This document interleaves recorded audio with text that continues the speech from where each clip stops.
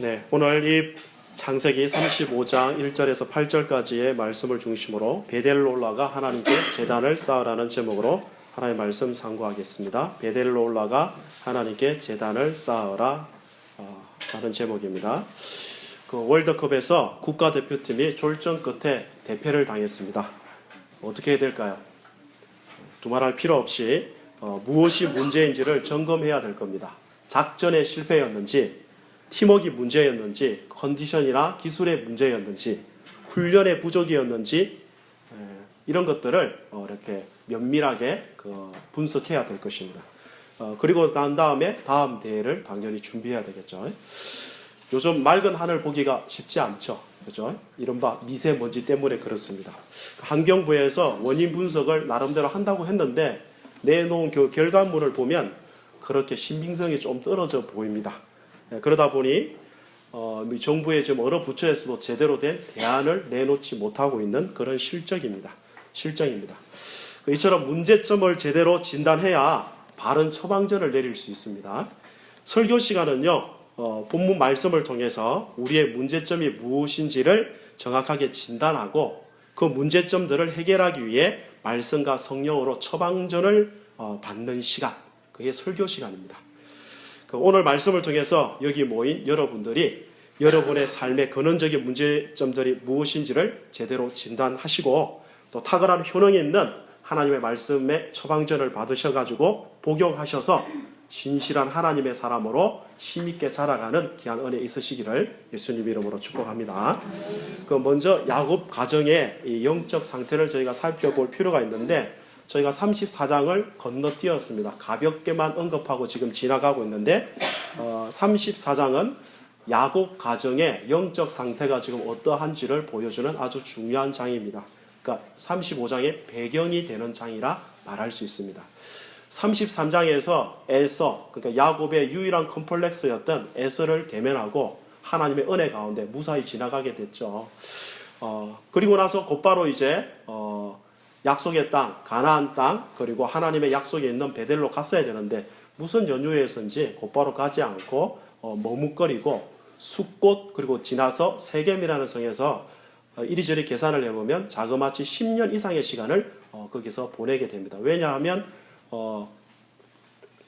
야곱에게 12아들이 있는데 12번째 아들 베냐민은 아직 안 태어났습니다. 35장 저 뒤에 보면 태어납니다. 라헬이 죽으면서 이제 애를 낳거든요. 그게 이제 베냐민이고 그 앞에 제일 마지막에 태어난 친구가 누구냐면 디나라는 딸입니다.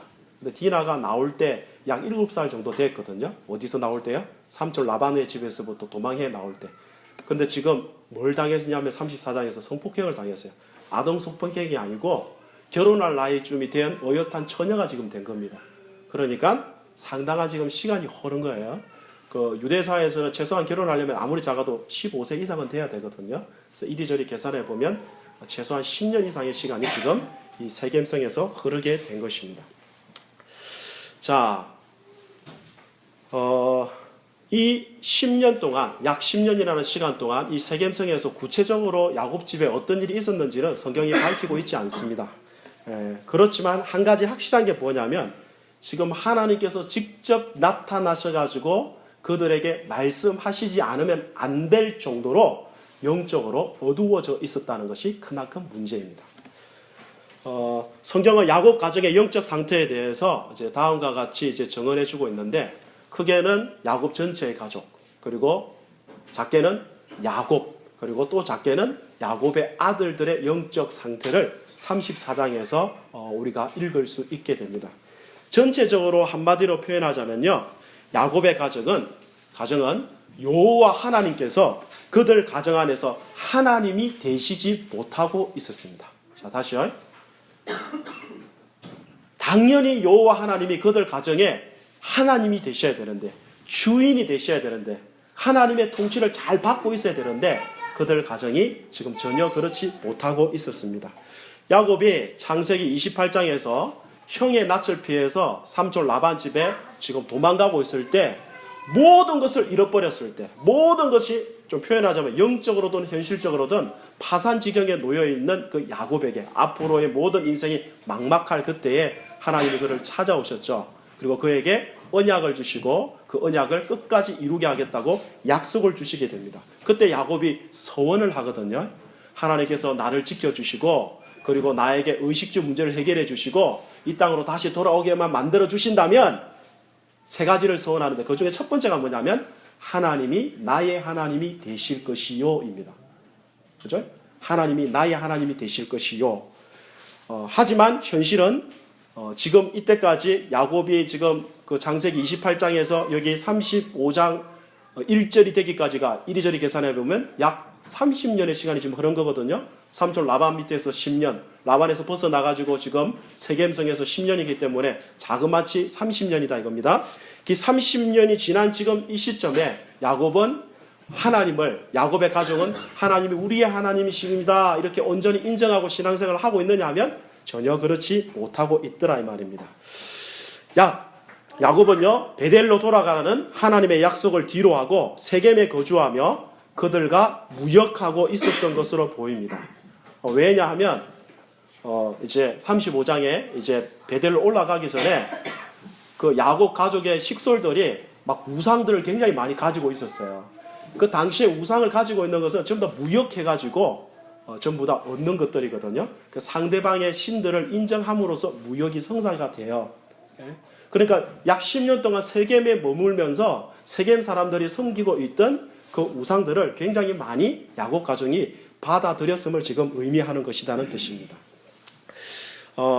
만일 디나가 세겜에서 강간당하지 않았다면 아마 야곱 가족은 계속 세겜에 거했을지도 모릅니다. 한마디로 하나님과 그의 약속을 까마득히 잊고 세겜에서 지금 안주하고 있었던 것이라 말할 수 있습니다. 한마디로 야곱의 가정은 하나님으로부터 점점 멀어져 가고 있는 상태였습니다. 둘째 이제 야곱 자신에 대해서 이제 생각을 해보자면요, 이 두 번째 첫 번째가 뭐냐? 야곱은 자신에게 주어진 영적 권위를 제대로 사용하지 못한 채 자신의 아들들을 의존하고 있는 모습을 오늘 성경에서 보여줍니다. 자, 34장에 가보시면 자신의 딸 디나가 더럽혀졌습니다. 그 소식을 들었어요. 근데 들었는데 지금 어떤 반응을 보이느냐? 34장 5절 보실래요? 34장 5절 보시면 이렇게 표현하죠. 같이 한번 읽어보실까요? 시작. 야곱이 그 딸 디나를 자기 아들들이 들에서 목축함으로 그들이 돌아오기까지 잠잠하였고, 자신의 딸이 성폭행을 당하게 되었는데 그 사실을 알고도 자신의 아들들이 집에 오기까지 잠잠한 모습을 볼 수 있습니다. 야곱은 족장이에요. 그리고 야곱 집이 이게 상당한 지금 부와 권력과 힘을 지금 가지고 있는 집입니다. 족장은요 하나님의 언약을 보존하고 계승함에 있어가지고 결정적인 영적 권위를 지닌 자가 족장입니다. 야곱이 원래 그것을 탐내던 자 아니었습니까? 그걸 형으로부터 가로챈 자잖아요. 족장이 된다는 것은요 가족들을 다스릴 수 있는 왕적인 권세가 있다는 뜻이고요. 그리고 가족들을 위하여 제사하고 축복할 수 있는 제사장적 권세가 있다는 뜻이고요. 그리고 자손들의 미래를 예언할 수 있고 축복할 수 있는 그런 선지자적 특권이 있는 자입니다. 심지어 가족의 생사 여탈권을 쥐고 있는 자가 그게 그 가정의 족장입니다. 그런 자가 자신의 딸이 이방 남자에게 더럽혀졌는데 아무런 대응을 못하고 있습니다. 아시겠죠? 또 두 번째 문제가 뭐냐면 자신의 아들들이 세겜성 남자들을 살육함으로 인해서 주변 지역 사람들로부터 경계의 대상이 되었을 때 단지 자신과 자신의 가정이 심각한 위험에 노출되었다는 사실에 대해서만 분노하고 있습니다. 34장 30절 보실래요? 34장 30절에 시몬하고 레이가 중심이 돼가지고 세겜성 사람들을 멸하게 되거든, 살육하게 되거든요. 그때 이렇게 말하죠. 읽어보겠습니다. 30절이요. 시작. 야곱이 시몬과 레이에게 이르되 너희가 내게 화를 끼쳐 나로 하여금 이 땅의 주민 곧 가나안 족속과 브리스 족속에게 악취를 내게 하였도다. 나는 수가 적은즉 그들이 모여 나를 치고 나를 죽이리니 그러면 나와 내 집이 멸망하리라. 무슨 말이에요? 자신의 자녀들이 도를 넘은 살육을 한 것에 대해서 분노한다든지, 그리고 세겜성 사람들에게 사실 거짓말을 쳐가지고 이 사람들을 살육하거든요. 그 거짓말을 친 것에 대해서 분노한다든지, 그리고 무엇보다 그 거짓말을 칠 때 사용된 수단이 뭐냐면 하나님의 거룩한 언약의 징표가 되는 할례였다고요. 그러니까 하나님의 언약의 거룩한 징표인 이 할례가 모독을 당하는 것, 이런 것에 대해서는 전혀 분노하지 않고, 무엇에 대해서만 분노한다고요? 자신이 지금 위험에 노출됐다는 그 사실에만 분노하고 있는 모습을 성경에서 확인하게 되는 것입니다. 그리고 크게 세 번째로, 그럼 야곱의 자녀들의 영적 상태는 어떠하냐? 야곱의 자녀들은요, 그들은 자신의 아버지 야곱을 그대로 빼닮은 자입니다. 아까 어떻게 했죠? 이 사람들이 할례를 수단 삼아 가지고 뭐 했어요? 거짓말 쳤죠. 아버지 그대로 빼다 닮았죠. 속이는 대로 하시면 이 집에 무슨 특별 유전자를 하여튼 가지고 있는 것처럼, 하여튼 이 사람들도 그렇게 했습니다. 그리고 좀 전에 말씀드린 바처럼 언약의 증표인 할례를 자신들의 복수를 위한 수단으로 사용했습니다. 그리고 수많은 사람을 죽였습니다. 그리고 원수 갚는 것을 하나님께 맡기지 않았습니다. 그리고 34장 31절에서 보는 바처럼 아까 우리가 30절 읽었지만 아버지가 책망할 때 거기에 대해서 못마땅하게 여겼습니다. 그냥 우리 표현으로 달라들었습니다. 아시겠죠? 다시 말해 한 집안의 가장의 권위, 영적 족장의 권위가 완전히 땅바닥에 떨어져 있는, 그로 인하여 자녀들의 지금 이 신앙 상태도 완전히 무너져 있는 이런 야곱의 영적 상태, 야곱 가정의 영적 상태를 우리가 읽을 수 있습니다. 그리고 이런 일이 일어났을 때 어느 누구도 우리 하나님 앞에 나가자고 한 자가 없다입니다. 적어도 34장에서요. 이게 바로 야곱 가정의 영적 상태를 보여주는 현상들이었습니다. 자, 그러면요, 당연히 물어야 될 거 뭐겠어요? 여러분의 가정은 어떻습니까? 여러분의 가정 안에서 여호와 하나님은 여러분의 하나님으로, 여러분 가정의 하나님으로 인정되고 계십니까? 이걸 물어야 됩니다. 하나님과 그의 말씀이 여러분의 삶의 원천이고 기준이고 내용이고 방향인지 물어보셔야 됩니다. 그리스도께서 여러분의 주인이시며 그 사실이 여러분의 삶의 모든 영역에서 인정되고 계시는지를 물으셔야 됩니다. 여러분 개인만 물으면 안 되고 여러분의 자녀들은 과연 어떠한지를 물어야 됩니다. 여러분의 자녀들은 하나님 잘 섬기고 있는지 이것도 물으셔야 됩니다. 만일 그렇지 못하다면 그 원인이 뭐라고 생각하세요? 원인이. 그 원인을 찾기 위해서 여러분 가족들이 모여서 이제 이번 주부터 이제 이른바 가정의 달 하는 5월인데 가족들이 같이 모여가지고 이른바 영적 회의를 이렇게 진행해 보신 적 계십니까? 제가 가만 보니까 지금 이제 우리 교회 이제 약간 이제 젊은 부부들 조금 괜찮아졌는데 예전에는 보면 심지어 자기 자녀들이 굉장히 아픈데도 부부끼리 같이 기도하는 가정이 별로 없어요. 애를 붙잡고.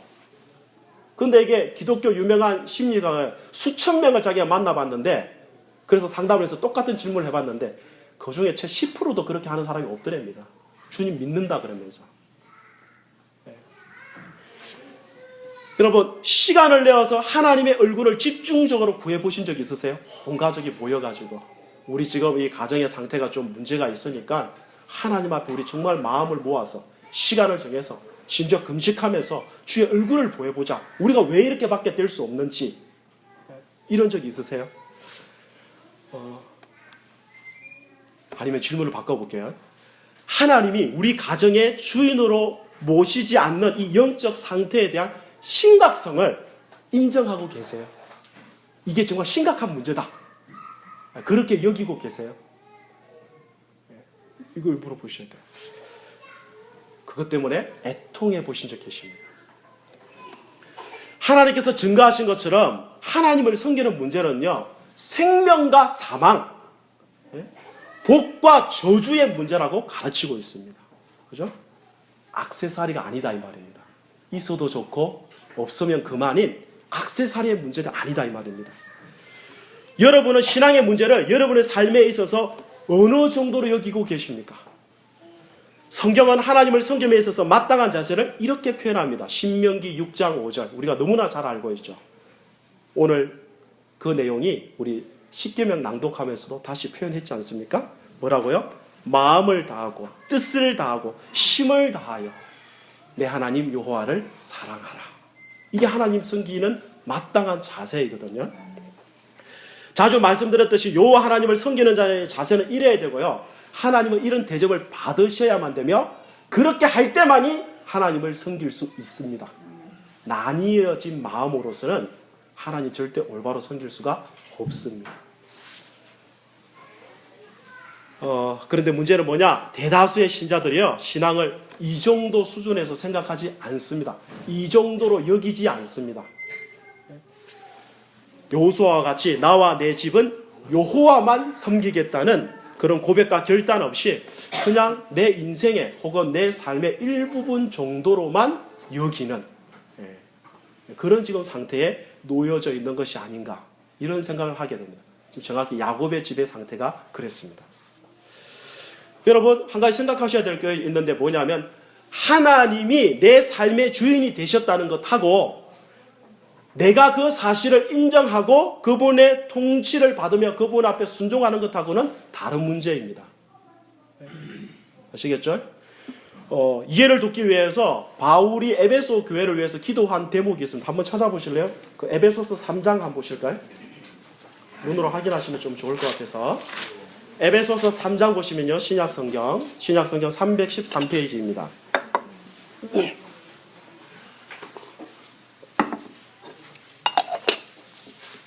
에베소서 3장 14절 이하에 보시면 이렇게 되어 있죠.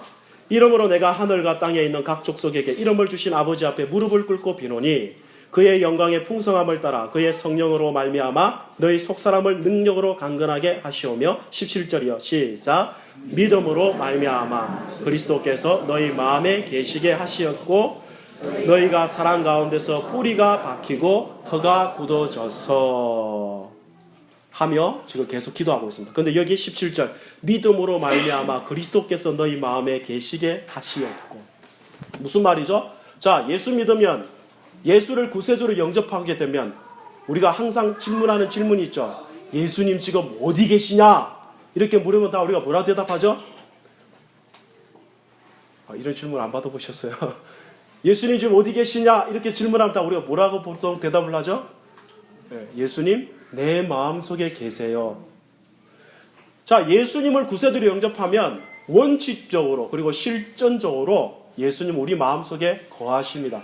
이게 성령이 우리 속에 처소를 삼고 우리 가운데 계시다는 뜻이거든요. 그런데 바울이 지금 그런 신자들을 향하여 뭐라고 지금 기도를 하느냐 하면, 하나님 저들 마음속에 예수님이 계속 믿음으로 계시도록 그렇게 하도록 지금 기도하고 있다, 이 말입니다. 무슨 말이죠? 우리가 자주 쓰는 표현으로 예수님은 이미 우리의 구세주가 되셨지만, 우리의 삶의 주권자가 되셨지만 내가 그걸 인정하고 안 하고의 문제는 다른 차이다.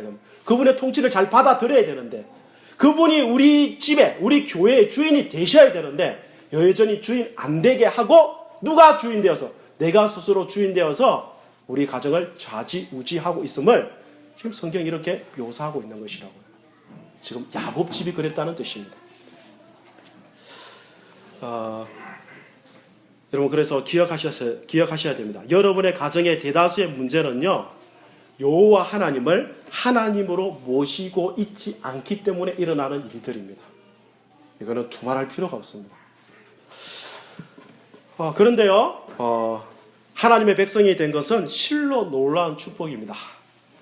왜냐? 오늘 본문을 보시면, 다시 가보시면요, 야곱이 지금 이 자신의 이 딸이 이 성폭행을 당하고 더럽혀지고 또 그것 때문에 자신의 아들들이 분노를 참지 못해가지고 살육을 저질러서 그 가나안 땅의 경계 대상 1호가 되어서 언제 공격의 대상이 될지 모르는 이런 상황에 놓여져 있을 때, 막막해서 어떻게 해야 될지도 모를 바로 이때에, 그리고 야곱의 가족 중 그 어느 누구도 하나님을 찾지 않았을 바로 그때에 하나님이 누구에게 찾아오셨느냐면 야곱에게 찾아오셨습니다. 그리고 그의 인생 가운데 직접적으로 개입하시는 모습을 확인하게 됩니다. 어떻게 해요? 하나님이 이르시되, 창세기 35장 1절, 하나님이 이르시되. 이게 얼마나 축복된 말씀입니다. 여러분도 마찬가지입니다. 여러분의 인생에 있어가지고 뜻하지 않는 치명적인 암초와 장애물들을 만났을 때, 어떻게 할지 몰라 절망하고 두려움과 걱정, 근심에 짓눌려 있을 때, 기도할 힘조차 잃어버려 헤매고 있을 때, 여러분 스스로 하나님을 찾지도 않을 그때에 언약의 하나님, 전능하시고 선하신 하나님은 우리에게 찾아오셔가지고 말씀을 주십니다.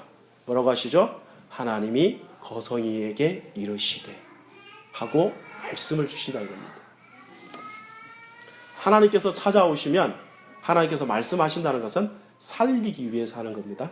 그렇죠? 그럼 하나님께서 야곱에게 어떤 말씀 주셨습니까?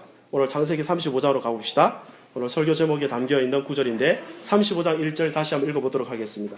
35장 1절입니다. 시작. 하나님이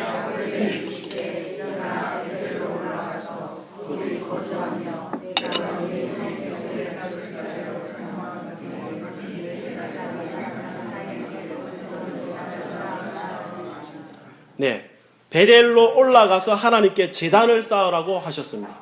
거기 거주하면서. 여러분, 그런데 좀 이상하지 않습니까? 딸이 강간당했고 아들들의 살육으로 인해서 가나안 지역 주민들의 경계의 대상이 된 지금 언제 공격받을지 모르는데, 좀 표현하자면 호위 무사들을 보내주셔가지고 좀 빨리 도망갈 수 있도록 그렇게 지금 만들어 주셔야지.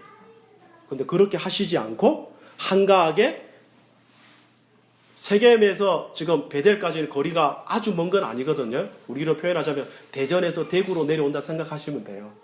내려오는 길이거든요. 그런데 여기서 올라간다는 표현을 쓴 것은 베델이라는 지역이 약 300m 정도 더 이렇게 높은 지역에 있기 때문에 그렇습니다. 그러니까 베델로 가서 지금 단을 쌓으라고 지금 말씀하신다 이 말이에요. 이상한 거죠 지금. 네? 우리 보통 겪지 않습니다. 하나님 지금 병들어 죽게 생겼습니다. 하나님 지금 돈이 없어서 집이 지금 회사가 지금 문 닫게 생겼습니다. 그런데 꼭 하나님 뭐라 그러냐면 내가 너와 함께 하노라. 뭐 주로 이렇게 이야기하죠. 돈다발을 갖다 주는 경우가 잘 없죠. 그렇지 않습니까? 오늘 여기 보시면 똑같이 그렇습니다. 지금 당장 지금 가족이 멸문지하를 당할 가능성이 지금 있는데 그게 굉장히 지금 농후한데 하나님 지금 한가게 가서 단을 쌓으라는, 그 이해가 되지 않는 내용들. 근데 여러분 생각해 보십시오. 만일 하나님께 제단을 쌓는 것이 해결책이라면 이 말이 담고 있는 것은 하나님께 제단을 쌓는 일, 즉 하나님과의 관계가 무너져 있는 것이 너희들의 지금 진정한 문제라는 뜻입니다.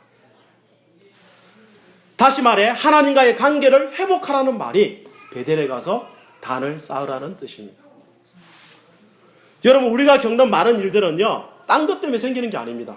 하나님과의 관계가 무너졌기 때문에 일어나는 일들입니다. 이 말이 담고 있는 것은 뭐냐면 하나님께서 우리를 목적으로 삼고 있다는 뜻입니다. 지금부터 잘 이해를 하셔야 돼요.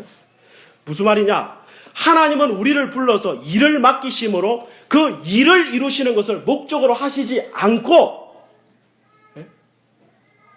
일을 이루시는 것을 목적으로 삼지 않고 모든 역사, 사건, 환경, 그리고 일들을 사용해서 가지고요, 우리를 자기 백성으로 삼는 일을 목적으로 두시고 일하시는 분이십니다. 그러니까 여러분 자신이 하나님의 목적이라는 뜻입니다.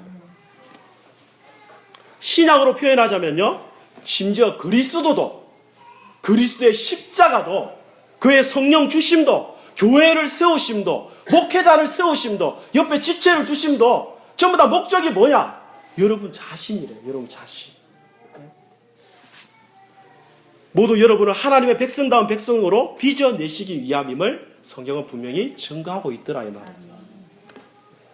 비약이라고 혹시 생각하세요? 그렇다면 본문을 잘 보세요. 왜 하필이면 베델로 올라가서 거기 거주하고 베델에 가서 하나님께 제단을 쌓으라 그럽니까? 세계만 안 됩니까? 실패한 그 자리에서 지금 예배하면 안 됩니까? 근데 왜 하필이면 베델로 올라가려고 그러죠? 안 돼요. 이유가 있습니다. 첫 번째는 뭐냐면 세겜으로부터 떼어놓기 위함입니다. 세겜으로부터. 왜요? 세겜에 지금 10년 동안 거주하면서 또다시 세겜의 문화의 영향을 받아 그들도 모르게 세겜 사람들의 가치관과 세계관에 물들 수 있기 때문에 그렇습니다. 그래서 지금 뭐 하는 거예요? 떼어두시는 겁니다. 떼어놓는 거예요. 둘째는 뭐냐면 베델은 하나님의 약속이 있는 곳입니다. 야곱이 자신의 형을 피해 도망할 때 모든 것을 잃어버리고 인생의 가장 밑바닥 가운데 떨어졌을 때 하나님 나라를 세우는 데 있어서 아무 조건을 가지고 있지 못할 때 하나님은 그에게 찾아오셔서 그에게 아브라함과 이삭에게 주셨던 약속을 주시면서 언약하셨죠. 그게 창세기 28장이죠. 13절, 14절, 15절. 그리고 그로부터 30년이 지난 지금 다시 그를 언약이 있는 그곳으로 막 밀어 올리셔가지고 그 언약을 보존하고 개성하는 당사자가 되도록 만들어 주십니다. 그렇게 하시기 위하여 지금 야곱을 어디로 부르시는 거예요? 베델로 부르시는 거예요. 그러면 여러분 보십시오. 그 언약의 내용이 9절부터 15절까지 나와 있는데 35장에 보시면, 그리고 그 언약의 내용의 핵심이 뭐냐면 잘 읽어보시면 요거예요. 땅 준다, 자손 준다, 그리고 너의 후손들로부터 왕이 많이 나올 거다 이겁니다. 자 보세요. 세 가지 요소. 왕, 땅, 자손. 요건 지금 뭐냐 하면 요즘에는 이제 민주주의로서 국가의 3요소 하면 국민 이런 게 나오죠. 그다음 뭐죠? 영토, 주권 이런 게 나오지 않습니까? 마찬가지로 지금은 주권이 이제 국민에게지만 당시 왕정 제도에서는 왕에게 있죠. 주권이. 그죠? 왕, 땅, 백성입니다. 무슨 소리입니까? 야곱, 너와 너의 후손을 통하여 내 나라, 즉 하나님 나라를 이어나가게 하겠다는 것입니다. 하나님 나라의 언약의 핵심이 뭐냐? 제가 자주 말씀드렸죠. 나는 너희 하나님이 되고 너희는 뭐가 돼요? 내 백성이 되리라. 나는 너희 하나님이 되고 너는 내 백성이 되리라. 전능하신 하나님께서 자신의 명예를 걸고 그 약속을 이루시겠다고 하십니다. 무슨 약속이요? 나는 너희 하나님, 너는 내 백성. 그리고 너희 후손들도 똑같은 목적을 향하여 나아가게 된다 이겁니다. 아시겠죠? 그러니까 우리가 뭐가 되고 있어요? 너는 내 백성. 우리가 목적이 되어 있다. 그러니까 우리를 뭘로 빚어내요? 하나님의 사람으로 빚어내는데 초점이 있다 이 말입니다. 그런데요, 야곱은 베델에 올라가서 하나님을 예배하는 일에 걸림돌이 되는 것이 무엇인지를 파악하게 됐습니다. 하나님의 말씀을 듣고 나서 그래서 그것을 그들의 가정에서 지금 제거하고자 하는 것입니다. 그게 2절이죠. 2절 다시 한번 읽어보실까요? 2절입니다. 시작. 야곱이 이에 자기 집안 사람과 자기와 함께한 모든 자에게 이르되 너희 중에 있는 이방 신상들을 버리고 자신을 정결하게 하고 너희의 의복을 바꾸어 입어라. 여기 보면 세 가지 나옵니다. 첫 번째 뭐요? 너희에게 있는 이방 신상들 버리라. 둘째, 자신을 정결케 하라. 셋째, 너희들의 의복을 바꾸어 입어라. 사실 이 일이 있기 전에 이미 삼촌 라반으로부터 도망 나왔을 때요, 야곱의 아내였던 라헬은 어떤 자였습니까? 자기 아버지의 드라빔을 훔쳐와서 가지고 있었습니다. 아직도 가지고 있어요, 지금 여전히. 예? 드라빔 뭐 하는 거냐면 이방의 신주와 같은 것으로서 이것을 가진 자는 부모님이 죽고 나면 사후에 재산의 상속을 주장할 수 있는 사회적인 상속 관습, 그걸 주장할 수 있는 게 그게 드라빔이었습니다. 그런데 그게 우상의 형태로 있어요. 가정 수호신처럼. 쌍둥이 형이었던 에스를 대면한 후 숫곳을 지나 세겜에 머물게 되었을 때 그곳에 많은 지방 신들을 모시게 된 것으로 보입니다. 그걸 막 받아들였어요. 그래서 야곱은 거룩하신 하나님을 대면하고 그의 말씀을 듣고 난 다음에 뭐라고 도전합니까? 오늘 성경에 보시면 너희 중에 있는 모든 우상들을 다 제거하라. 내 나라. 그리고 이거 다 제거하자 우리 같이. 여러분, 하나님 아닌 다른 것을 의지하고 있다면 그것을 모두 다 제거하셔야 됩니다. 혹시 여러분 하나님 아닌 다른 것을 의지하고 있습니까? 혹시 여러분 또 뭐 전보고 이런 분 계신 거 아니죠? 괜히 전보고 나서 오늘 마음이 좀 되게 싱숭생숭해. 아직도 그러고 계시면 안 돼요. 예? 별점, 컴퓨터 정보 이런 거 보는 거 아닙니다. 뭐 요즘 그 젊은 사람들 뭐죠 그거? 그 카드로 하는 거 그거? 타로. 예. 그런 거 하시는 거 아니에요. 혹시 뭐 딱 뭐 속옷에다가 또 부정 넣고 다니시면 없죠? 예. 오늘 뭔가 불안하니까. 여러분 돈이라든지 사업이라든지 자녀 의지하고 있습니까? 하나님 아닌 다른 것은 다 우상입니다. 우리 십계명 1계명에 잘 알다시피 내 앞에 다른 신을 너에게 두지 말라. 요거거든요. 너를 위하여 우상 만들지 말고 섬기지도 말고 절하지 말라. 이거 아닙니까? 이런 것도 다 제거하라 이겁니다. 지금. 혹시 여러분 그런 거 있으시다면 가끔씩 교회 다니다 보면 그런 가정들이 꽤 많더라고요. 뭐 집에다 막 북어 뭐 갖다 붙여놓고 식당 하는데도 북어 대가리 갖다 놓고 뭐 하나님 한 분으로는 부족하다. 그리고 예를 들어서 뭐 이건 좀 번외지만 그 성경 구절 액자 걸어놓은 것도 그냥 이 구절은 좀 꼭 우리가 암송하고 새겼으면 좋겠다는 차원이 아니라 뭔가 걸어놓으면 신비한 효능이 있을 것 같아서 붙여놓으셨으면 빨리 다 떼세요. 그냥. 그래서 저기 쓰레기통에 그냥 갖다 버리세요. 전부 다. 혹시라도 그런 마음이 있다면 그렇게 하셔야 됩니다. 빨리 그런 것을 제거시키셔야 됩니다. 그리고 그 다음에 뭐냐? 마음을 정결케 하셔야 됩니다. 의식적인 흉내만 내셔서는 안 돼요. 여러분의 은밀한 마음이 지금 누구에게로 향하고 있는지, 무엇을 향하고 있는지 확인하셔야 돼요. 그리고 세 번째 뭐예요? 의복을 바꿔 입으셔야 돼요. 여기서 의복을 바꾸어 입는다는 것은 중요한 의미가 있는데, 의복은 성경 어디를 살펴보더라도 성도의 행실입니다. 거룩한 행실이에요. 그럼 무슨 말이죠? 하나님의 백성답게 살겠다고 결단을 하라 이겁니다. 하나님의 백성답게 살겠다고.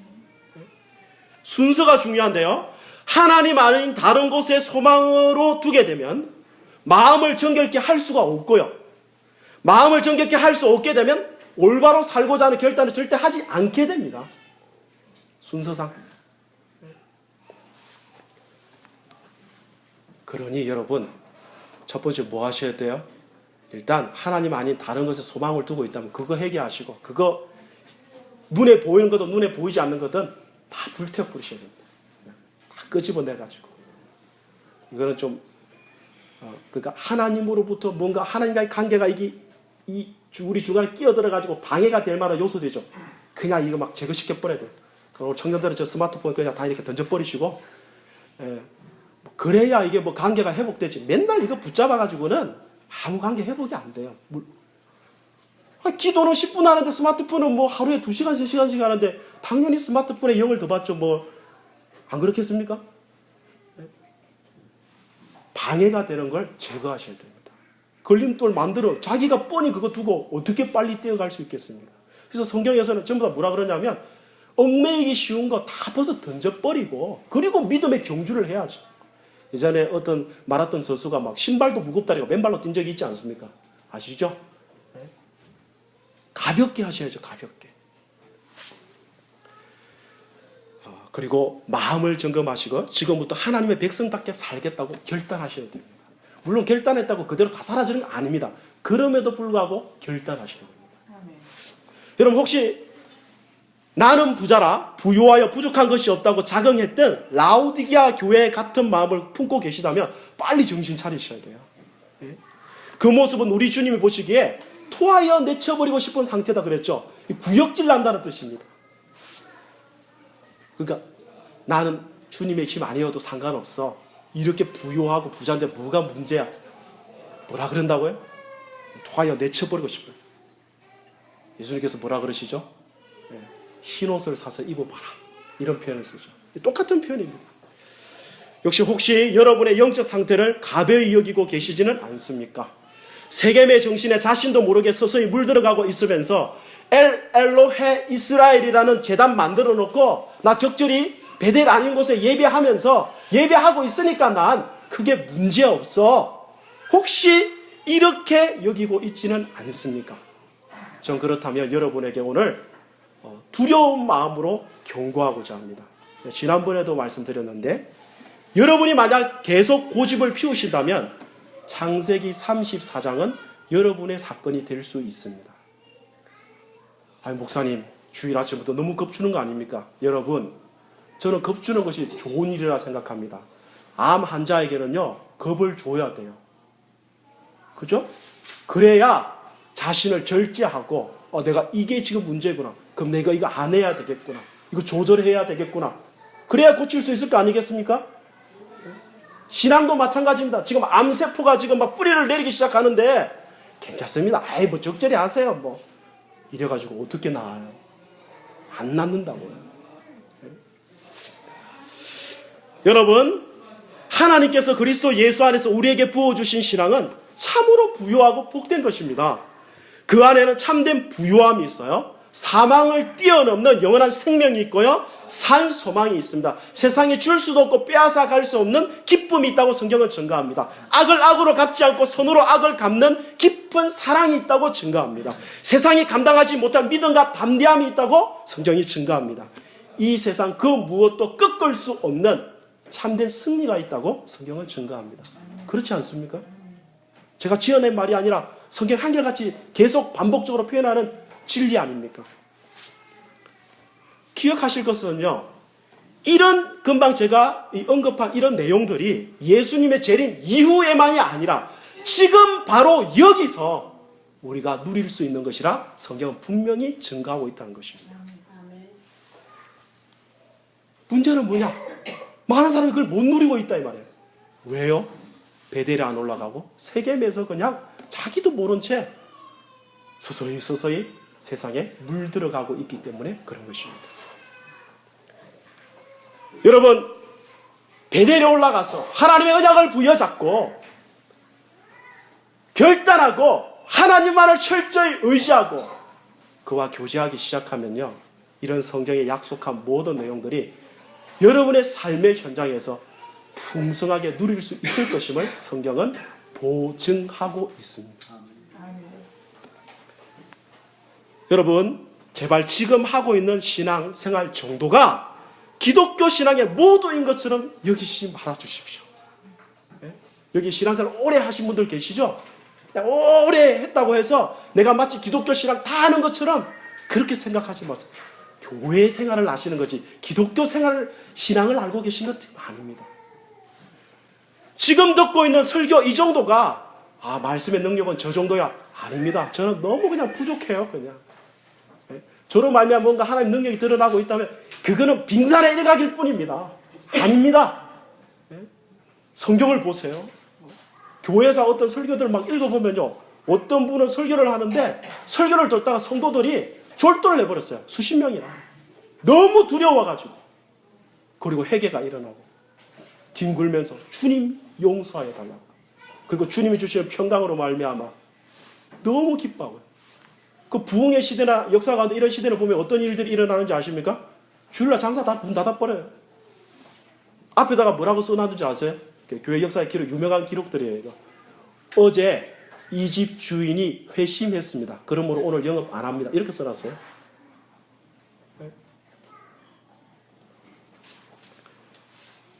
지금 저와 여러분의 삶 정도가 성경과 교회사에서 증명하고 있는 신자들의 삶이란 요 정도일 거야?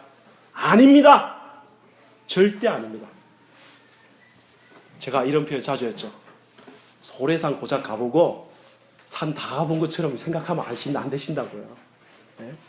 저는 통영 바닷가에 자랐는데 고작 통영 바닷가 가보고 바다를 마치 다 아는 것처럼 여기시면 안 돼요. 저 제주도 가보고 깜짝 놀랐어요. 진짜로. 태양계 하나 보고 우주 다 봤다고 생각하시면 안 됩니다. 하나님은 우주보다 크신 분이시라고. 그분이 우리를 위하여 예비하신 은혜는 우주보다 크다고 성경은 항상 가르치고 있습니다. 그러므로 여러분, 성경이 말씀하는 하나님은 우리가 아는 그 어떤 것보다도 크고 부유하고 거룩하고 공의롭고 은혜롭고 의미롭고 사랑스럽습니다. 여러분이, 저는 정말 그 하나님을 알기를 원하고 그 하나님을 저와 함께 경험해 가기를 원합니다. 교회 안에서뿐만 아니라 여러분의 가정 안에서도요, 여러분의 직장생활 속에서도요, 그분과의 충만하고도 친밀한 교제 속에서 날마다 거하기를 정말 사모해요. 그렇게 되면 저와 여러분들은 성경 말씀 그대로 세상이 감당하지 못할 자가 되실 것입니다. 하나님의 그 영광으로 충만하여 그 영광에 사로잡힌 자의 그 아름답고 담대한 모습, 그게 원래 교회의 영광스러운 모습이라고요. 우리는 처음부터 그러려고 초대받았다고요. 예수의 십자가로서요.